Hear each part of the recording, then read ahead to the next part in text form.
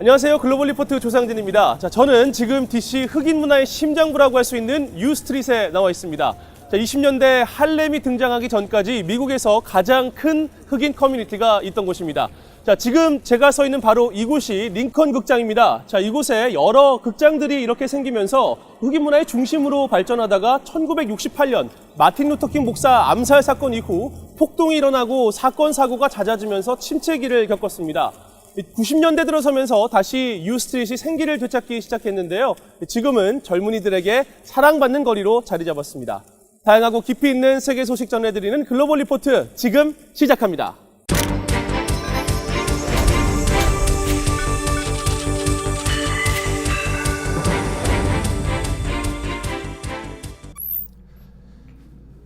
네, 한 주간 전 세계인의 관심사를 해시태그로 살펴보는 해시태그 디스위크 시작합니다. 자, 먼저 첫 소식입니다. 버니 샌더스 상원의원이 19일 2020년 대통령 선거 출마를 선언해 이 해시태그 순위에 올랐습니다. 자, 현재 77세인 샌더스 의원은 이 진보 성향으로 주요 정책으로는 무료 공립대학 교육과 최저임금 인상 등이 있는데요. 지난 2016년 민주당 대통령 후보 경선에서 젊은 층의 폭넓은 지지를 받으면서 샌더스 돌풍을 일으키기도 했습니다. 자, UFC 전 챔피언 미국의 케인 벨라스케스 선수가 복귀전에서 프랑스 출신인 프란시스 은가누 선수에게 KO로 졌는데요. 자, 바로 그 대회 UFC 피닉스가 주요 해시태그 순위에 올랐습니다. UFC 역사상 최강의 파이터로 평가받는 벨라스케스 선수, UFC 헤비급 15대와 17대 챔피언으로 2년 7개월 만에 복귀했지만 이번 경기에 패배하면서 14승 3패를 기록해 정상 재도전이 어려워졌습니다. 자, 클로에, 팬디, 샤넬 등 유명 명품 브랜드의 성공을 이끈 패션 거장 칼 라거펠트가 사망했다는 소식이 전해지면서 해시태그 순위에 올랐습니다. 자, 이날 샤넬 측은 공식 인스타그램 계정에 추도의 글을 올렸고 전직 모델 출신인 미국의 퍼스트 레이디 멜라니아 트럼프 여사는 오늘 세계는 창의적인 천재 한 명을 잃었다. 당신이 그리울 것이다 라는 글을 트위터에 올려 그의 죽음을 애도했습니다. 칼 라거펠트는 향년 85세로 사인은 췌장암으로 밝혀졌습니다. 자, 도널드 트럼프 미국 대통령이 국경장벽 건설을 위해 2월 15일 국가 비상사태를 선포하면서 트럼프 대통령과 국가 비상사태가 주요 해시태그 순위에 올랐습니다. 미국과 멕시코 사이 국경을 넘는 불법 이민자들이 미국을 위기에 빠뜨리고 있다는 트럼프 대통령. 자, 반면 반대 측은 트럼프 대통령이 거짓 위기를 조장하고 있다며 비상사태 선포와 관련해 적법성 조사에 착수했고 미 16개 주는 국가 비상사태 선포 효력 정지 소송을 제기하고 나섰습니다. 자, 시민단체들도 전국 각지에서 반대 시위를 계속 이어나갈 계획이어서 논란은 더 뜨거워질 전망입니다. 자, 블라디미르 푸틴 러시아 대통령이 미국이 러시아를 위협하는 중단거리 미사일을 유럽에 배치할 경우 러시아도 이 미국을 표적 삼을 수 있다고 경고를 보내 해시태그 순위에 올랐습니다. 자, 미국은 지난해 10월 러시아가 협정을 위반했다며 중거리 핵전력 조약 INF 탈퇴를 발표했고 러시아도 현재 조약 이행 중단을 선언한 상태입니다. 중거리 핵전력 조약 INF는 중단거리 탄도미사일의 생산과 실험, 배치를 전면 금지한 것으로 냉전이 한창이던 1987년 미 소련 간에 체결된 바 있습니다. 자, 이렇게 한 주 동안 많은 사람들의 관심을 끈 해시태그 키워드를 살펴봤는데요. 클릭 글로벌 이슈에서 좀 더 자세히 살펴볼 주제는 해시태그 국가 비상사태입니다. I'm going to be signing a national emergency.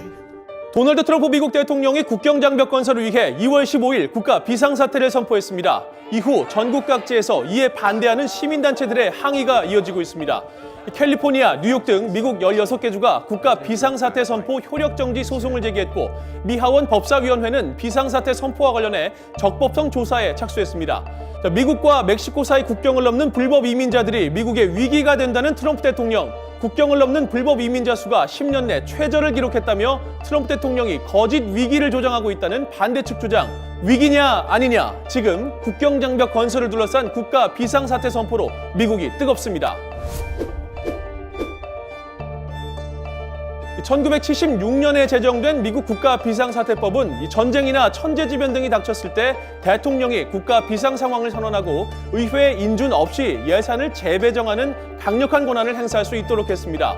미국의 국가 비상사태 선포는 제정 후 43년 동안 모두 60번이나 선포됐는데 1979년 지미 카터 대통령은 이란 미 대사관 인지 사건으로 이란 정부 자산 동결을 위해 비상사태를 선포했고 이 조지 W 부시 대통령은 2001년 9.11 테러 사건 직후 미국의 안보를 위해 비상사태를 선포했습니다. 자, 2009년에는 바락 오바마 대통령이 신종플루 확산 방지를 위해 국가 비상사태를 선포한 바 있죠. 자, 이처럼 지금까지 대부분의 대통령들은 주로 국제 분쟁 해결이나 질병 확산 방지를 위해 이 국가 비상사태를 사용해 왔습니다. It's been signed many times before. There's rarely been a problem. 자, 하지만 트럼프 대통령이 국경장벽 건설을 이유로 국가 비상사태 카드를 꺼내든 것은 이례적이라는 평가가 나옵니다. 트럼프 대통령에게 국경장벽 건설은 어떤 의미가 있을까요? The wall just got 10 feet higher. It's true. It's true. 트럼프 대통령은 지난 2016년 대통령 선거 당시부터 이 국경 전체에 더 높고 견고한 장벽을 만들겠다고 공약했습니다. A big wall. It's a strong wall. Great, powerful, strong wall. I would build a great wall, and nobody builds walls better than me, believe me. 자, 그냥 높게만 짓겠다는 건 아닙니다. 이미 국경관세보호국이 2017년 공개한 시공계약을 보면 높이는 30피트, 약 9m 이상, 전문 등반 장비로도 오르기 어렵도록 만들고 이 소재는 견고한 콘크리트여야 하며 지하 6피트, 약 2m가량 파고 들어가 집안에 고정돼 있고 국경의 반대편을 볼 수 있는 시스루 구조로 이루어져야 하는 등 이 다양한 제반 요구사항이 명시되어 있습니다. If I build a steel wall rather than a concrete wall, it will actually be stronger than a concrete. Steel is stronger than concrete. 트럼프 대통령은 올 1월 콘크리트 대신 강철 장벽을 짓고 더욱더 멋지게 만들 것이다 라고 밝히면서 이 세부 사항은 바뀌었지만 국경 강화 의지는 그대로임을 피력하기로 했죠. 자, 이를 위해 정부 예산 57억 달러를 의회에 요청했고 민주당이 절대 불가를 외치면서 연방정부 업무 일시정지, 셧다운 사태를 맞기로 했죠. 정부의 2차 셧다운을 막기 위해서 2월 12일 미 의회가 합의한 국경 안보 예산은 약 14억 달러. 트럼프 대통령은 당초 자신이 요구했던 액수에 크게 미치지 못하자 15일 국가 비상사태를 선포하고 국방 예산 67억 달러를 추가로 투입할 뜻을 밝혔습니다. 이 국경 장벽 예산으로 모두 80억 달러를 확보할 수 있게 된 것이죠.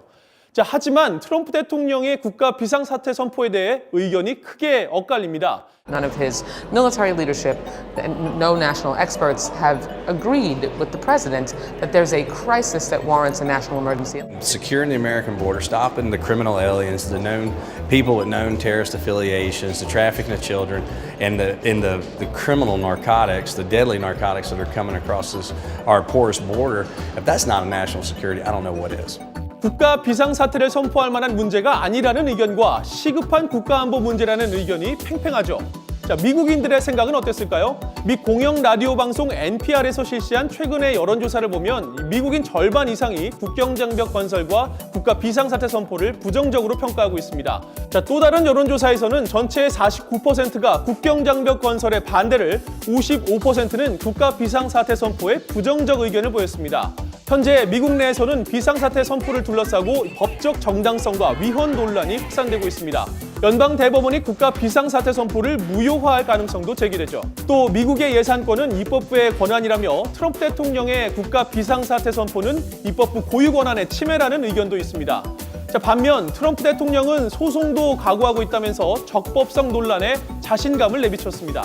And we will then be sued, and they will sue us in the Ninth Circuit, and then we'll end up in the Supreme Court, and hopefully we'll get a fair shake, and we'll win in the Supreme Court.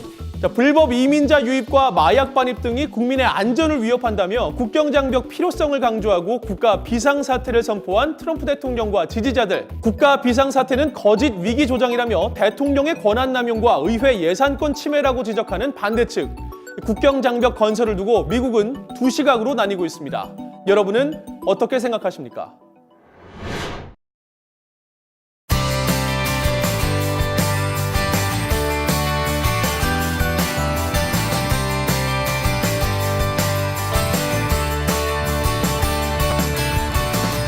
다양한 인종과 문화가 공존하는 미국, 각 지역의 역사와 고유의 음식, 또 사회의 다양성을 살펴보는 글로벌 리포트 푸드 앤 컬처 시간인데요. 자, 오늘도 현장의 생생함을 전해줄 이은신 프로듀서와 함께하겠습니다.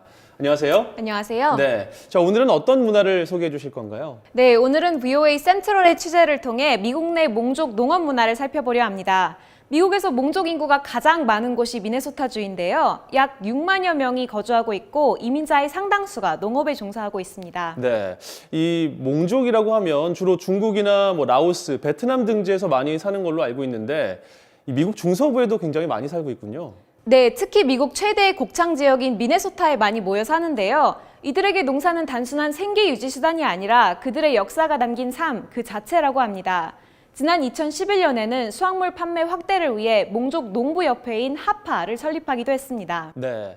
자, 그럼 미국 중서부에 새롭게 뿌리내린 몽족의 역사와 문화를 살펴보면서 글로벌 리포트는 여기서 인사드리겠습니다.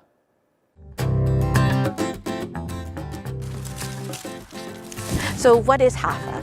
First and foremost, we are a nonprofit organization, and our mission is to lift up Hmong farmers and Hmong farming families. How do we do this? Well, we have a farm, and on that farm, we rent parcels to Hmong families, and on those parcels, they grow over 160 different varieties of produce and flowers.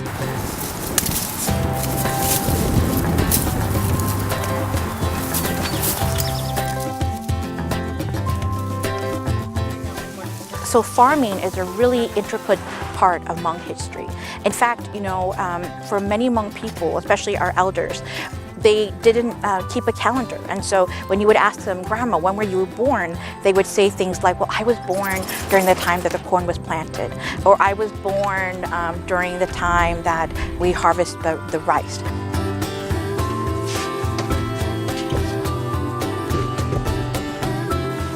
So our food hub is a place where we aggregate our Hafa farmers' produce and then we distribute it and sell it to different institutions such as schools, co-ops, or restaurants. And then we also have a CSA program or community supported agriculture that we have about 350 currently members that buy into the program and they get a weekly subscription of produce.